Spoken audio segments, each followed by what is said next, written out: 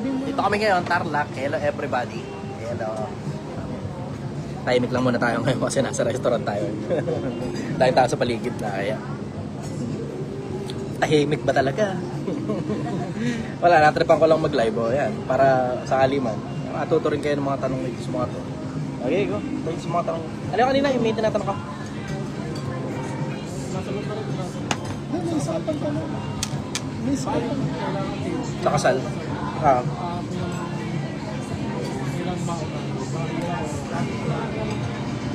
Alam, ulit. Parehas gastos yung dalawa na yon. Parehas gastos yung dalawa na yon.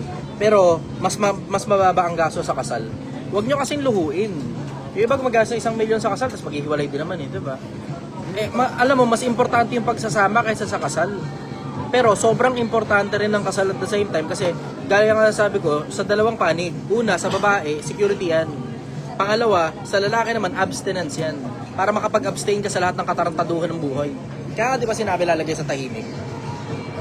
Yun. Para hindi ka na mag-entertain ng iba, pakasalan mo na kagad.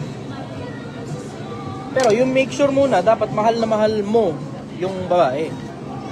Kasi yung babae, kahit hindi ka naman niya masyadong mahal, okay pa yun eh. Kasi emotional being sa mga babae, effortan mo lang ng gusto, mamahalin ka rin yan.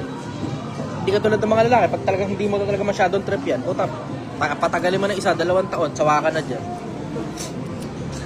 Kaya nga sinasuggest ko, ASAP yan. Kasi ang problema kasi, pag nagkaroon na ng masyadong maraming sexual intercourse in the past, magkakaroon ngayon ng point of comparison, tapos parehas kayong dalawa sira na.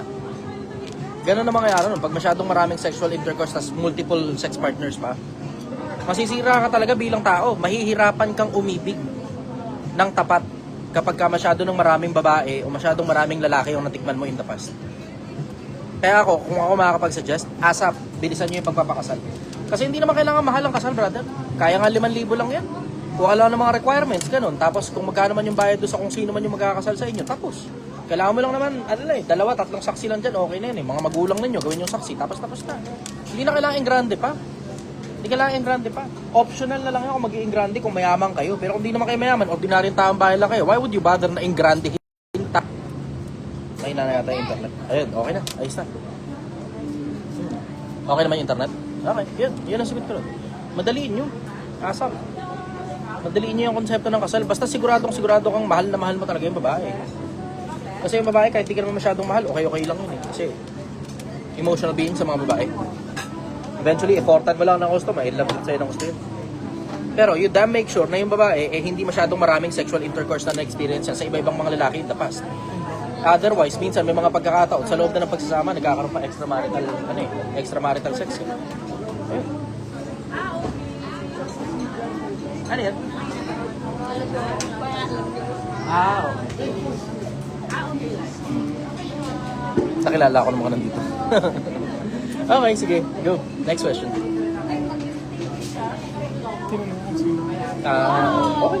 Malamang nakita na nila ako sa kusunod eh. Salamat. Ingat kayo.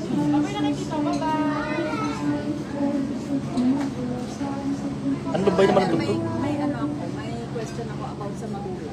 Sige. Kasi minsan may mga magulang na may paboritong anak. Meron yung hindi paborito, ginagawa na lahat ng magulang siya. Maasama sa magulang, pero hindi pa rin gusto. Sa akin okay lang yun eh. Kasi normal naman talaga yun. At least sa bahay pa lang, napag-aralan mo na, hindi ka paborito. Alam mo ngayon na paglabas mo sa lipunan, meron ding konsepto ng favoritism. Doon pa lang sa loob ng bahay, nakapag-practice ka na. Pag hindi ka paborito, tangina good. Diretso good yan. Tingnan mo, mas umaalagwa pa buhay ng mga hindi paborito kaysa sa mga pinaka-paborito. Bakit? Kasi you always have something to prove. Hindi katulad kapag paborito ka, favorable ka na kagad. Lahat ng pabor nakukuha mo. O dahil lahat ng pabor nakukuha mo, ano mangyayari ngayon sa'yo? Malamya. Diba? Lahat ng pabor nakukuha mo eh. Yan ang kasarapan kapag nabuhay ka na puro struggles. At mo, katulad sa akin, paborito ba ako? Ni ng nanay ko o ng tatay ko, hindi ako paborito. Tingnan mo naman ngayon, nakikinig sa akin ng mga tao. Bakit? Puta, pambaragan yung utak ko eh. Kasi lagi kong kailangan patunayan yung sarili ko sa mga tao. Mula pagkabata, pinipilit ko ng patunayan yung sarili ko sa mga tao. Dumating ngayon sa punto na pinakikinggan na ako ng mga tao sa dami ng mga bagay na napatunayan ko sa sarili ko at saka sa mga tao. Resulta kasi nagsasalita. Mas resultado yung mga yung mga hindi paborito. Kasi mas nag-e-effort sila sa buhay. Para lang, takinan yung lahat, putakinan yung lahat. Magiging magaling ako, magiging mayaman ako. Ganun.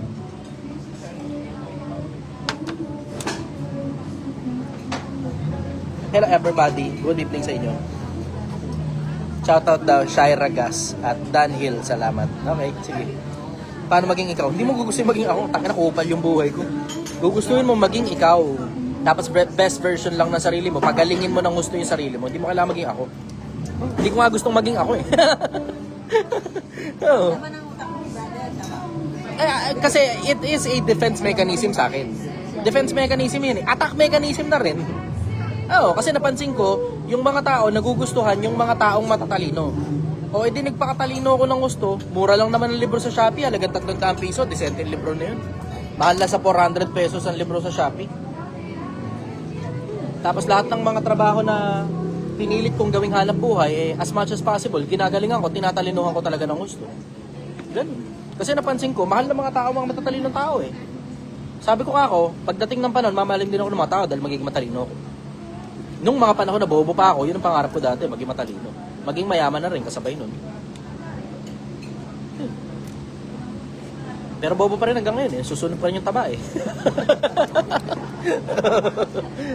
Oh, sige, go. Questions, go. Mati, kuha ka mo na. It's that time of the year again.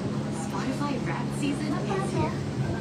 Ibigan Isabella, good evening Ryan. Podcast that made your 2025. And this year, From Ralph Glenn Llanera, bossing, paano ka nagdedesisyon kapag alanganin yung sitwasyon?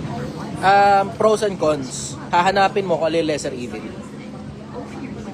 Tapos hahanapin mo rin kung alin yung may mas pinakamalaking pakinabang at saka pinaka-efficient din at the same time. Kasi hindi lang yan sa laki ng pakinabang eh, doon din yan sa efficiency.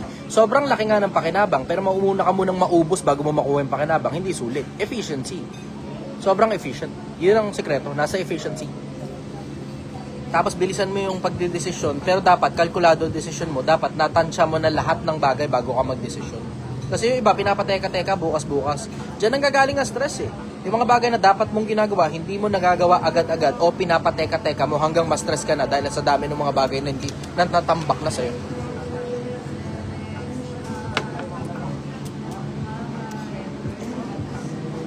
Boss question. When it comes to success, may kinalaman May ba ang karne yung gender? Oo. Success sa pera, pinag-uusapan natin. Oo, may kinalaman ng gender mo. Hindi masyadong maraming babae ang gusto maging CEO. Hindi masyadong maraming babae ang gusto maging vice president. Tapos nahaharangan pa ang mga babae ng konsepto ng pag-aanak. Tungkol sa success sa pera, pinag-uusapan natin career, success sa career. Pero overall, yung success sa kabilang buhay, wala nang kinalaman doon ng pagiging babae o lalaki. Basta nagagampan naman yung dahilan kung bakit ka tao. Yun. Pagka nagkakamali yung mga tao mo sa larangan ng negosyo, anong ginagawa mo? Or ano yung mga attitude na dapat? Binubunga mo sila. Hindi ko ginawa yun. Hindi mo ginawa yun? Oo. Nakaawa kasi.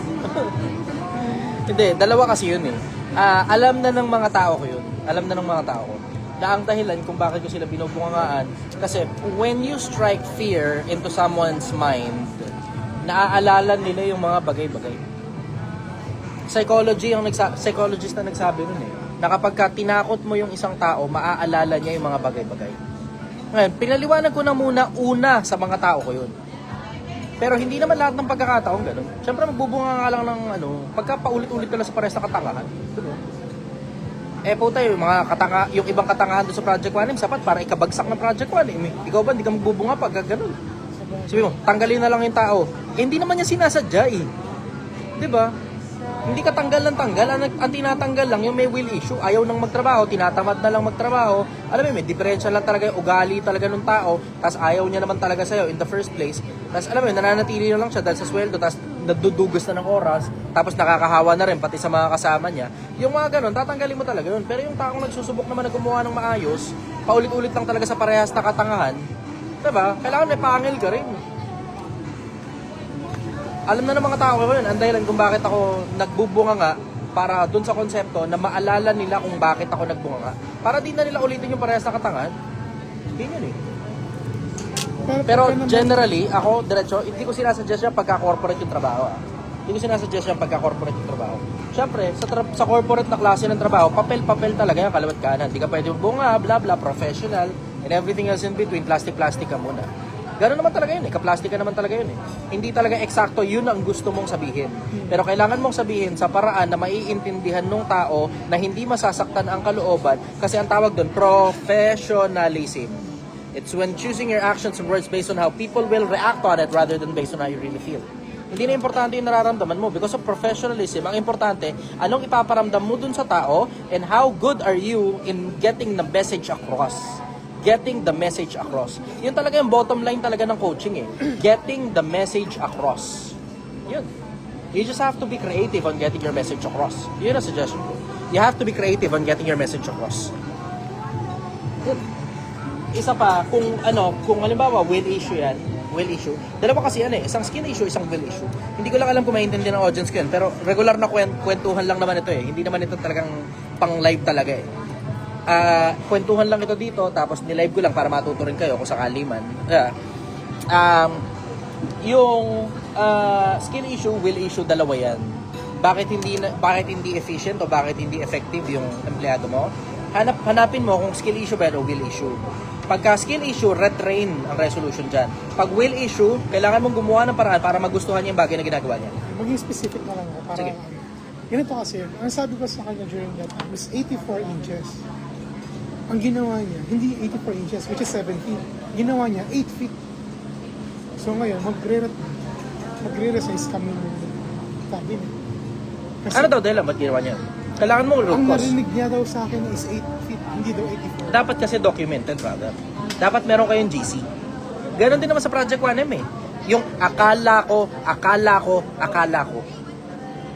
Lagi yan. Akala ko, nakalimutan ko. Akala ko, nakalimutan ko. So para matanggal ngayon yung akala ko, nakalimutan ko, na dalawa sa pinaka-major excuses ng mga tao ko in the past, lahat nasa GC.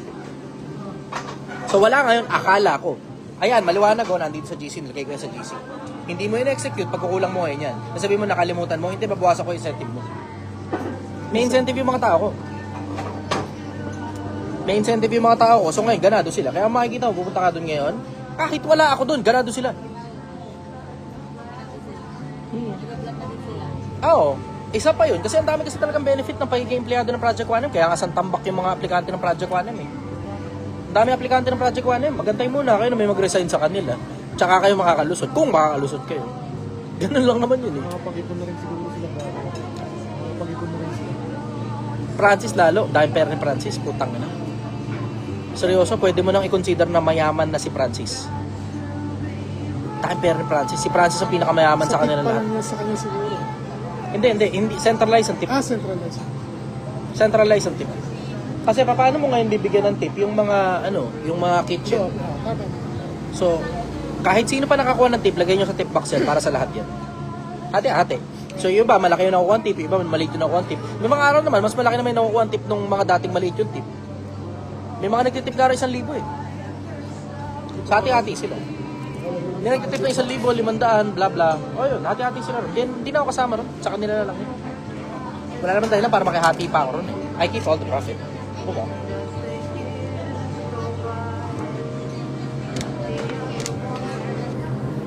Brother, what truth about life that is so uncomfortable that most people avoid it? Ano ulit. What truth about life that is so uncomfortable that most people avoid it? Death. Halos lahat ng tao ayaw ng konsepto ng kamatayan. Halos lahat. Maliban na lang yung mga religiously inclined individual. So parang katulad ko, graduate na ako din sa buhay na to, gusto ko na makita yung kabila. Hindi naman ako religiously inclined eh. Akala lang mga tao, religious ako na klase ng tao. Bakit? Kasi masyado ako maraming alam sa theology. And knowing theology doesn't necessarily follow that you're actually good in living on it. Diba? Living with it. and living across it, living around it, living in it. Diba? It doesn't necessarily follow na magaling ka sa theology, ibig sabihin, sinasa buhay mo na. Hindi ganun yun. Kaya nga tingnan mo, makikita mo yung contradiction, yung hypocrisy ko. Nakikita nyo mismo yung hypocrisy ko. Yung contradiction ko, nakikita ninyo. Ano? Ulit-ulit na tayo sa Ezekiel Samari. Sige mamaya. Nakikita rin yun yung kaipokritohan ko, nakikita nyo rin yung contradiction ko. At hindi ko gustong itago yan. Lahat tayo may kanya-kanyang level ng contradiction. Lahat tayo may kanya-kanyang level ng kaipokritohan. Ang gusto kong mangyari, dun sa kaipokritohan ko, makita ninyo na ipokrito ako dito sa isang panig na to. Huwag nyo nang gayahin. Huwag nyo nang gayahin. Yan yung simpleng konsepto. So ngayon, I'm living my life in harmony with my contradictions. Komportable ako sa mga contradiction ko. Komportable ako. Yun ang kasarapan kapag lahat na lang ng bagay, alabas mo lang, tapos wala kang pakialam.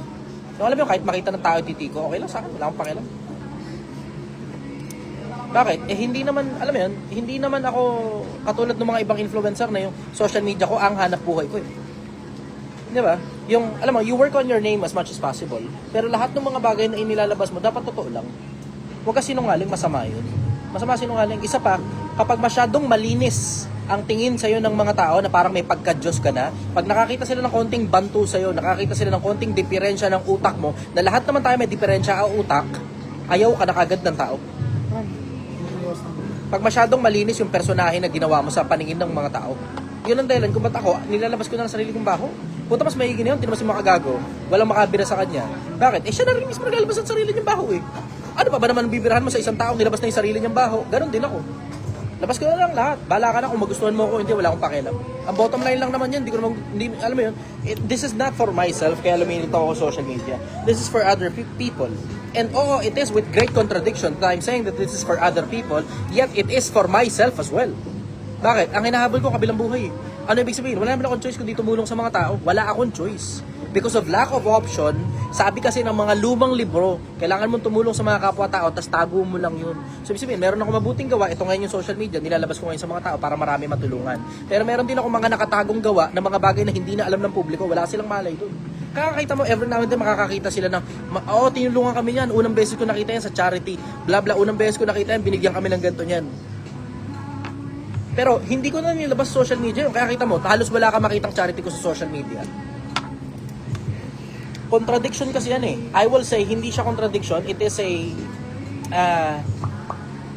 paradox. It seems contradictory in first glance. Tapos tsaka mo realize, yung deeper meaning, hindi pala contradictory. Meron lang talagang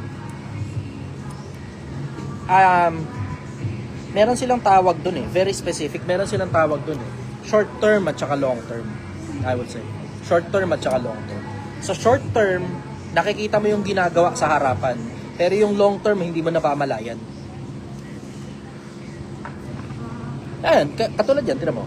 Isipin mo, may mga tao sinasabi, kaya ika nagkakaganyan yan si Chester sa social media kasi kakampanya yan. Kakandidato yan. May mga na gano'n, nakikita nyo yan. May mga nakikita kayong gano'n. Lalo pa nito nakaraan, awarding, nakabarong ako. Mukha akong kurap na politiko ron eh. Tangin na yung tsura ko. Tangin na yung tsura ko talaga ron eh. Diba? Diretso, hindi ako interesado sa politika. Masyadong maliit yung politika para sa akin. Kabilang buhay ang hinahabol ko. Masyadong maliit yung politika. Ang sarap-sarap ng buhay ko, vlogger lang ako eh. Ba't naman lalagyan ko pa yung sarili ko ng responsibilidad na magiging politiko? Hindi rin naman ako interesado maging corrupt na politiko. Alam mo, yun lang naman ang paraan para mabawi mo yung ginastos mo dyan sa politika nung kumakampanya ka pa lang eh. Mag-corrupt ka. Yun lang yung paraan para mabawi mo yung ginastos mo dyan. O, wag mo nang bawiin dahil sobrang dami mo ng pera. Hindi naman ganun karami ang pera ko para kumandidato ko eh. Diba? O, ano ngayon ang mangyayari? Pag ako kumandidato, magkukurap lang ako. Hindi naman ganun karami pera ko eh. Bakit? Kailangan ko rin bawiin yun, yung nawala sa akin. Kailangan yun eh. Kailangan kong pera yun. Diba? Ayun. Yun ang dahilan kung ba't hindi ako interesado sa politika. Ayun. Ito pala. Nandito pala dapat para nandito yung brand nila. Salamat po sa Neris. Hello. Ay. Yan. Neris. Okay, questions, go. Okay. Hello, Idol. Nakasiksik pa rin yung karani sa ipin. Request ka ng toothpick, brother. Thank you, ha? Parang Sige, go. Okay, so this is technically 2 questions. Sige. How do you endure the boringness of reading books? You've been reading a lot of books, and do you have other technique to be able to digest every information? Alam mo, wala. Tiisin mo lang. Putang ina, yung lintik na putang ina ng pagtitiis na yun. Pinaghirapan ko talaga para makuha yung art ng pagtitiis. Alam mo yung, ito yung oras para magbasa ako ng putang ina boring libro. Uupo ako ngayon dun sa aking maliit na upuan na may maliit na lamesa. Tapos bubuklatin ko yung libro. Tapos titiisin ko yan dapat sa loob ng 1 oras matiis ko. Kasi minsan paglipas pa lang ng 15-20 minutes, nagsisimula mo na ma-digest yung information eh. Pero yung first 20 minutes halos, pukin ang ina mo, wala akong naiintindihan. Ganun din ako kabobo. As much as matalino tingin mo sa akin, ganun ako kabobo pag nagbabasa ako ng libro, unang 20 minuto, wala akong maintindihan. Pag lumipas na yung unang 20 minuto, natanggal na yung kaburingan, yung isip ko ngayon, nagtitrip na yan. Wala na tayong choice. Kailangan nating unawain na to, otherwise hindi natin may enjoy yung buong 1 oras. We will have this entire 1 hour in agony and we don't want that to happen, sabi ng utak ko. O ngayon, wala ngayon choice. Mangyayari ngayon, i-enjoy na ng utak ko yung pagbabasa. Kahit hindi ko gusto at kahit hindi rin niya gusto. Nagkakasundo kami ng utak ko eh. Kakasundo kami ng utak ko eh. Kailangan nating tiisin to, kinang ina mo, boring to. Pero para mahalin ka ng mga tao, dapat matalino ka, Chester. Ganon. Oo, pinag-usapan namin ng utak ko yan eh. Minsan may pagkabaliw din yung utak ko eh. May sariling utak yung utak ko eh. Oo, nag-uusap kaming dalawa. Oo, sabihin ba, butak ka naman, baliw yung Chester. Ba't ikaw ba, hindi ka ba ganon? Pag may kaaway ka, hindi ka ba nagkikreate ng mga senaryo sa utak mo kung paano mo sasapakin yung kaaway mo? Okay ng ina mo, wag ako. Wag ako. Sige, go. Next. Hindi mo nasubukan mag-ano sir, na pumili ng religion gano'n. Ha? Hindi nyo ba nasubukan? Na? Sumali sa isang religious group gano'n. Mukha bang hindi ko na subukang sumali sa religious group? Halos lahat na nga eh. Pero Halos sa lahat na eh. yan, nandun ba yung nakita mo ba dun sa lahat ng yung kahit kaparanggit lang na tunay yung ano nila? Nalilito tao dyan sa konsepto ng tunay. Diretso, nalilito tao dyan. Alam mo bakit? Tanong mo sa akin bakit? Bakit sir? Ito komplikado to. Pagtsagaan nyo lang, lilipad na utak ng audience ko, akin muna sandali attention nyo. Ngayon nyo lang maririnig to sa akin. Dadagdag lang ako ng konti sa lahat ng mga bagay na nasabi ko na nang una sa internet. Ito hindi ko pa nasabi sa internet to kahit kailan. Pakinggan nyo ako Pilipinas. Akin lang muna attention ninyo. And this will probably be one of the greatest things that you will understand from a nobody, sa isang walang kwentang taong katulad ko. Ito yung isa sa mga pinakamalalaking bagay na ma-impart ko sa inyo tungkol sa konsepto ng tunay na religion.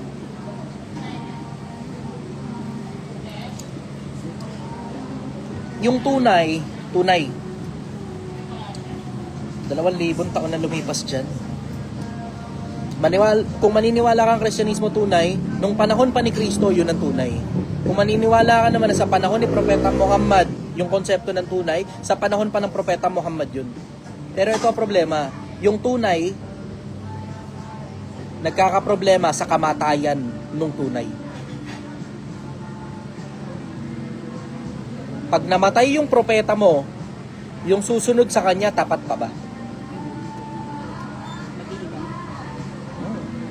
At nakita nyo naman yan sa mga nangyari in the past. Nakita nyo yan sa mga nangyari in the past. Doon nga lang sa dating daan at saka sa Iglesia ni Cristo, kitang-kita mo eh. Diba? Nung namatay ang Kapelix, ano nangyari? Power struggle. Nung namatay ang Kaeranyo, ano nangyari? Power struggle. Nung namatay ang Brother Eli, ano nangyari? Power struggle. Diba? Nakita nyo naman eh. Nakita nyo yung power struggle. Nakita ninyo na merong gustong pumalit. Tapos nakita nyo rin na ang hinihahalili kadalasan kamag-anak. Bakit kamag-anak? Bakit hindi yung pinakatapat na tao sa loob ng organisasyon na yun na napatunayan na yung katapatan niya mula nung panahon na buhay pa yung dating sugo? Diba? You have to put that into perspective.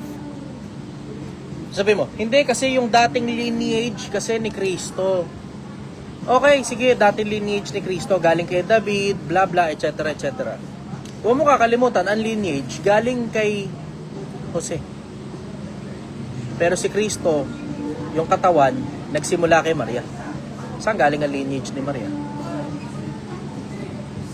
Kasi pagdating ni Kristo, kung Biblia pagbabasihan mo, wala nang Griego, wala nang Hebreo. Lahat iisa kay Kristo. So yan genealogy, hindi na ganun ka-importante yan. Panahon ni Kristo.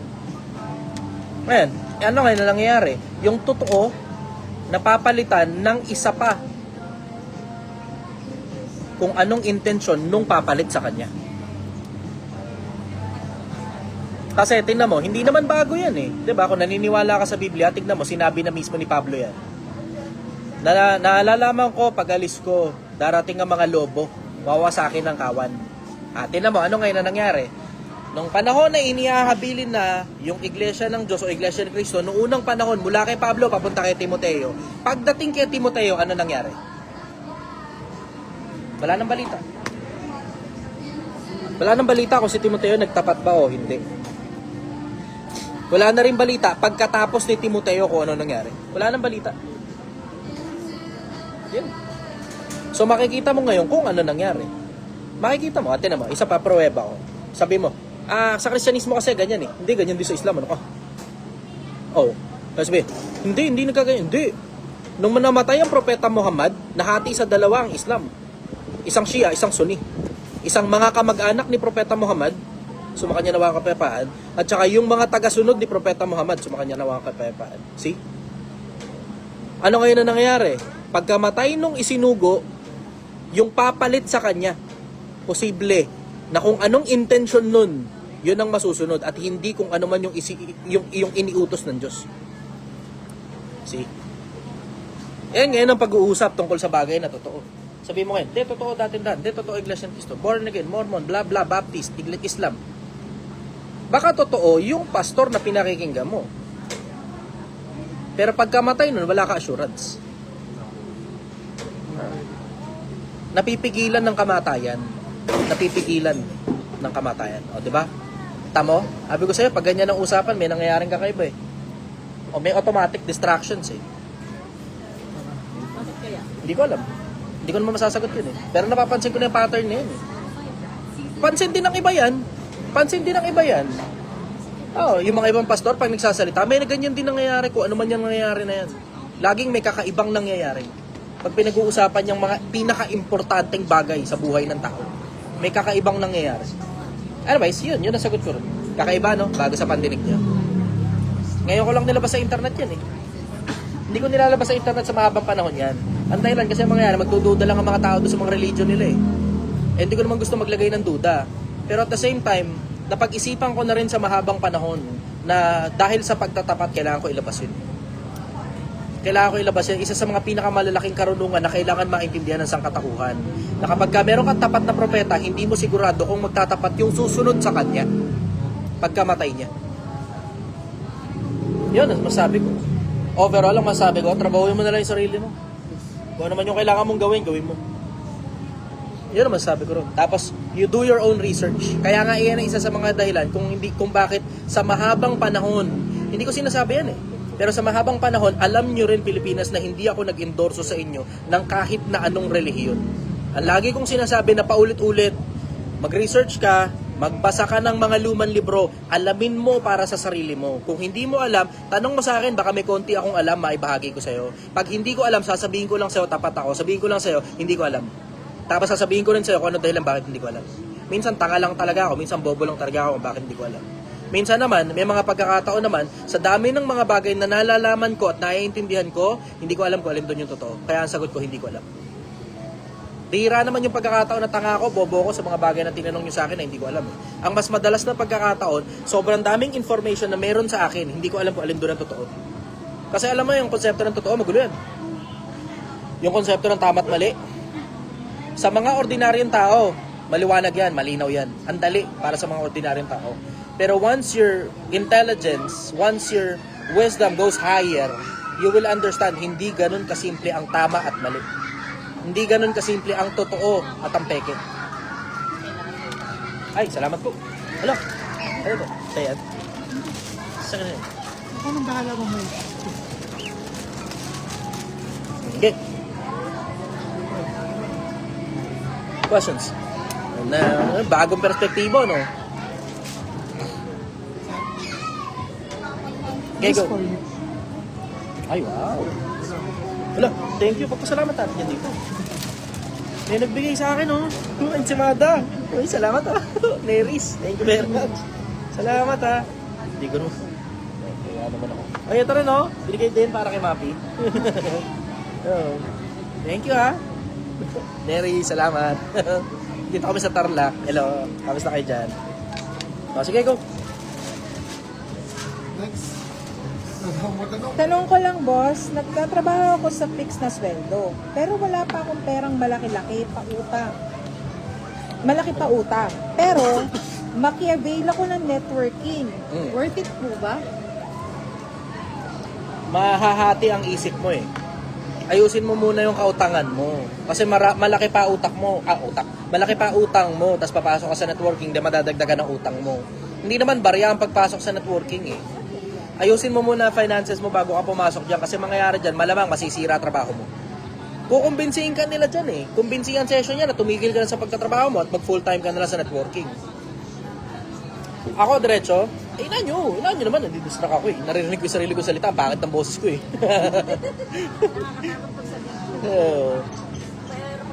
Inaan brother, inaan. Masakit sa tenga yung sarili kong boses. Ewan ko, ako lang ba nakaka-experience ng gano'n? Kaya ba nakaka-experience ng gano'n? Pag narinig mo yung sarili mong boses na ni-record ng iba, tapos naririnig mo ngayon, ang sakit sa tenga. Oo, sakit sa tenga ng sarili kong boses. Okay, go. Questions. Ay, ano nga ang tanong? Yung tungkol sa networking. Yung networking, good yan para mabuksan yung isip mo tungkol sa konsepto ng pagyaman. Ang problema dyan, mabubuksan din yung isip mo sa konsepto ng panloloko ng kapwa. Kasi karamihan sa mga networking, syempre di mo naman lalatin. Pero karamihan sa mga networking, ang ibinebenta, hindi naman yung produkto nila eh. Ang ibinebenta yung pangakong yayaman ka na alam mo namang hindi totoo yun. Babaliwin ka lang nila sa konseptong yayaman ka, pero yung mayaman dyan, yung nasa ibabaw. Hindi naman kasi networker yung nasa ibabaw. Yung nasa ibabaw, supplier yun eh. Sa kanila galing yung produkto na binibili ng lahat ng networker. Yun ang sagot ko. Follow up, go. Baka meron pa dyan. Idol, may katanungan lang po ako. Totoo kaya na nagsisimula ang lahat sa paniniwala na parang di mo kaya mabuhay ng walang paniniwala? Sabi ni Romel Caballero. Hindi ko alam kung ano ibig sabihin ng lahat. Pero alam ko, yung mga lower life form, wala namang ganyang paniniwala na hindi ka mabubuhay na walang paniniwala. Yung mga lower life form, starfish ba, mag-iisip ng ganyan? Hindi ko alam kung ano ibig sabihin na magsisimula la. Alam mo, yun nga rin, ewan ko, hindi ko alam kung saan mo nakuha yung ganyan. Pero, halos wala namang nag-iisip niyan eh, na hindi ako mabubuhay nang wala akong paniniwala. Halos walang nag-iisip ng ganyan. Pero psychology, pinag-uusapan, yung mga bagay na pinaniniwalaan mo, pillars of your life yan eh. Ganun ang konsepto niya, pillars of your life yan eh. Yun ang dahilan kung bakit ingat na ingat ang mga tao na huwag mabasag yung paniniwala nila. Yung, kumbaga, doon na nila kinabit yung identity nila eh. Yung identity, nakakabit sa religion, nakakabit sa DDS ka ba o BBM ka. Doon mo na kinabit yung identity mo eh. Hanggang hindi na kilala yung DDS mo, hindi na rin kilala yung BBM mo, may bago ka na naman politikong sinusuporta na doon mo na naman kinabit yung personality mo. Yung iba, kinakabit yung personality nila sa religion nila. Yung iba, kinakabit yung personality nila sa kabit nila. Yung iba, kinakabit nga yung personality nila sa asawa nila, sa anak nila eh. Kapag wala yung asawa, wala yung anak, hindi sila mabubuhay nang wala yung mga yun.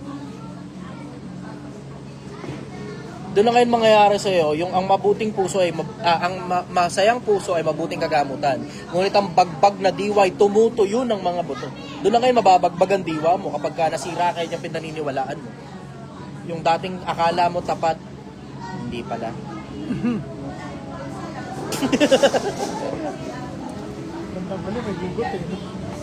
Kaya mas maigi sa akin, labas ko na lang lahat ng baho ko.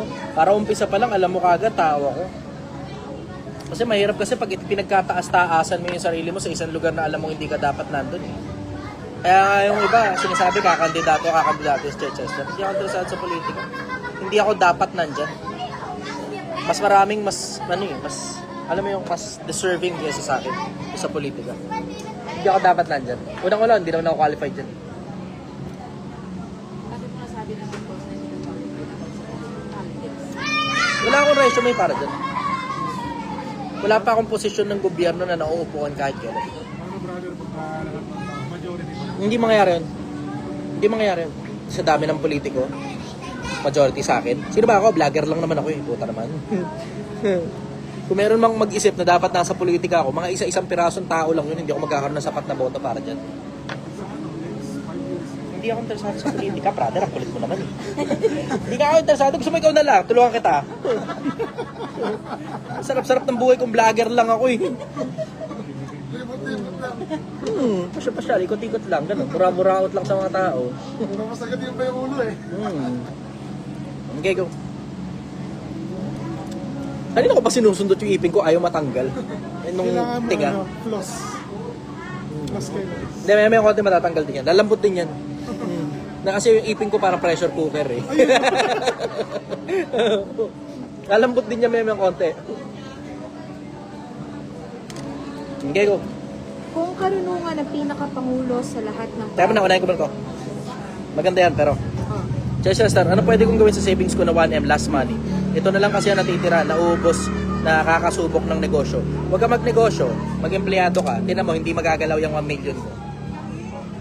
Yung iba tanga eh, akala nila kailangan nila magnegosyo. Akala nila meron silang kailangan ikilos kapag meron silang pera kumakati ang kamay. Huwag ka magnegosyo, mag-empleyado ka, tinan mo, wala kang problema. Yun ang sagot ko. Next, go. Kung karunungan ang pinakapangulo sa lahat ng bagay, bakit hindi nito nailigtas si Solomon considering siya ang pinakamatalinong taong ginawa ng Diyos? Kasi karunungan is one thing. Pero application, that's a completely different story. Hindi ko nga alam kung, alam mo, totoo, hindi para sa atin ang humatol na hindi naman naligtas si Solomon. Mababasa mo, nagalit ang Diyos kay Solomon. Pero let me give you another point of view to reconsider that. And I'm not saying na maliligtas si Solomon. Pero you may find it interesting na sa dami ng sinulat ni Solomon, may mga tao na alam mong napabuti ang buhay dahil sa mga isinulat niya, na patay na siya, tuloy-tuloy pa rin gumagawa ng kabutihan yung mga bagay na isinulat niya. You may find it interesting. Oo, nagalit ang Diyos kay Solomon. Pero hindi para sa atin ang humatol kung aakit ba siya sa langit o hindi dahil hindi tayo ang may-ari ng langit. Wala akong nabasang maiimpyerno sa Solomon. Pero wala rin ako nabasang ligtas si Solomon. Pero ang binibigay ko lang sa'yo, ibang perspektibo, baka hindi mo napansin. Na yung mga isinulat ni Solomon sa libu-libong taon, hanggang ngayon, ang dami pa rin natututo sa kanya tungkol sa Diyos. Si Sulaiman yan sa Quran, sa mga Muslim, si Sulaiman.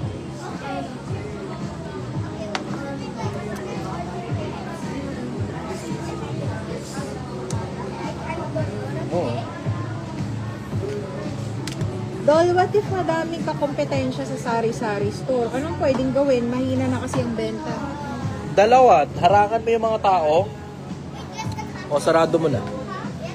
Ano harap? Katulad ng ginawa ko ron sa isa. Nakita niyo yung kagabi, di ba? Pinaharang ko siya kasi may mga kompetensya siya ron eh. Dami. Dami niyong kalaban. Ang ginawa ko, harangan mo yung mga tao. Tapos, puwersahin mong pumasok dun sa'yo. Hindi ba na-say puwersahin, na ibig sabihin, kumbinsihin. Hindi ibig sabihin, arabasin mo na. Utangin mo, halika dito ah. Asaksakin kita pag di ka pasok dito. Hindi ganun. Puwersahin mong pumasok, ibig sabihin, kumbinsihin mo ng gusto na pumasok sa'yo yung tao. Yun ang pwede mong gawin. Pero kung sari-sari store yan, na as in sari-sari store lang talaga, eh you may consider na isara na muna yung sari-sari store. O, matira matibay kung mahaba PC mo. Kasi ang mangyayari dyan, magpa-price war kayo dyan, bababaan kayo ng presyo eh. Kung matira matibay, mahaba PC mo, okay lang yun, kaya yan. Antay mo magsara yung mga kompetensya mo. Kasi nagsasarado naman yung mga kompetensya eh. Depende lang naman sa kung gaano kahaba yung PC ng mga kompetensya mo eh. Kung marami kang pera, di tuloy mo, antay mo magsara yung mga kompetensya mo. Make sense? Pag magpapababaan kayo ng presyo, sigurado may malalaglag dyan. Mababawasan kayo. Kasi gano'n naman ang nangyayari palagi. Lagi naman gano'n ang nangyayari. Ang nangyayari, merong isang magtatayo ng sari-sari store. Lahat ng kapitbahay may sari-sari store na. Tapos anong mangyayari? Isa-isang magsasaraduhan yan hanggang konti na lang yung matira.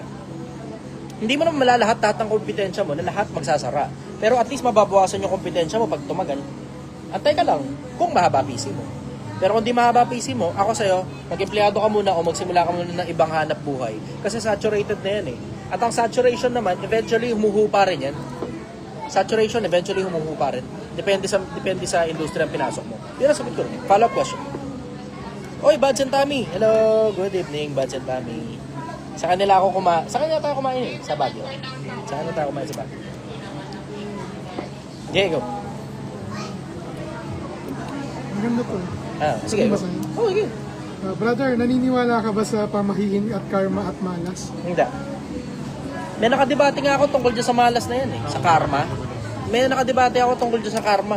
Tsagayin nyo na lang, hanapin nyo na lang sa YouTube yung debate ko ron. Buo yung debate na in-upload sa YouTube tungkol sa karma. Tungkol naman sa sa pamahiin, hindi ako naniniwala sa pamahiin eh. Kasi nakasulat sa Biblia yun eh. Huwag makakasumpong sa inyo, sa mga anak ninyong babae o lalaki, ng sino man nagpaparaan sa apoy ng kanyang anak na lalaki o babae, ng sino mang manggagaway, mga engkantador ng ahas, sumasangguni sa mga patay o nagmamasid ng mga pamahiin. Sapagkat sino man gumagawa ng mga bagay na ito ay karumal-dumal sa Panginoon mong Diyos, at dahil sa mga bagay na karumal-dumal, pinapalayas ka ng Panginoon Diyos sa harap niya. Papalayasin ka ng Diyos pag naniniwala ka dyan. Sa mga pamahiin na yan, papalayasin ka ng Diyos. Kaya sa Biblia o sa Quran, hindi parehas pinapaboran yan, pamahiin. Kasi nag-aalis yan ng isip mo papunta sa Diyos. Imbis sana sa Diyos ka sumasampalataya ka sa mga pamahiin. Kasi sabihin niyo ba, wala naman ikang mawawala pag naniwala ka sa pamahiin. Hindi. Mawawala ang pagkasi ng Diyos sa iyo. Ang pabor ng Diyos maaalis sa iyo. Magagalit lang sa iyo ang Diyos. Yan, tinan mo, siya gumawa sa lahat ng bagay. Ang pinaniniwalaan mo, pamahiin. Ikaw ang Diyos, di ka ba magagalit niyan? Di ba? Ang bilin ng Diyos, lagi ka dapat malinis. Maglilinis ka palagi. Ang pamahiin naman, huwag ka ikang magwalis sa gabi. Malabas ang grasya. Utang. Bahala kayo. Pero sagot ko rin. Follow up ko. Last question siguro para makapagkwentuhan naman kami rito ng kulay.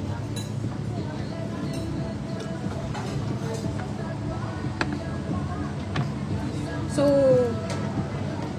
year 2026 papasok na. What do you think would be the best thing to do? Mahilig ka pa tao sa best thing to do. Ako hindi ako mahilig sa best thing to do. Lahat ng bagay na maganda, gagawin ko na lang. Lahat. Hindi na kailangan best pa.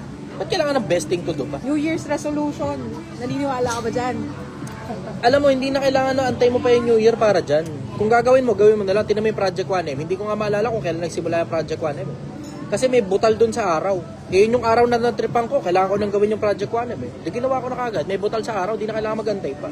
Yung Tondo, yung Piso Project, yun may eksaktong date yun. May 1. In remembrance and in relation din sa lahat ng mga empleyado. Kasi ano yun eh, araw ng mga empleyado eh. Diba? Labor Day. Ngayon, ginawa ko, May 1 ko sinimulan. Pero yung Project 1M, wala eksaktong date yun na sinimulan ko na parang remarkable date, wala. Kung anong araw lang na palagay ko, pwede na sinimulan ko na kagad. Yung New Year's resolution ka pa, putan, di mo naman susundin. Magpapapayat na ako next year. Mag-gym na ako next year. Kaya tignan mo, yan James, ang tambak dyan kapag ka January eh. Pero tignan mo, antay mo ng March, iba na usapan. Lahat na lang nagsasign up sa gym ng January. Lahat. Kaya yung gym, madalas nalulugi yan kapag ka December eh. Pumapaldo sila pag January kasi ang daming menu sa resolution eh. Mag-gym na ako sa January. Bahala ka lang buhay mo, kinangina mo. Yan. Alasel, basta. Harap. Sel, nandito si Mapi. Okay ka muna, Mapi. Hi! Si Sel. Yung gym, naging gym bulag. Okay na, ayos, all set. Thank you very much. Bye-bye everybody.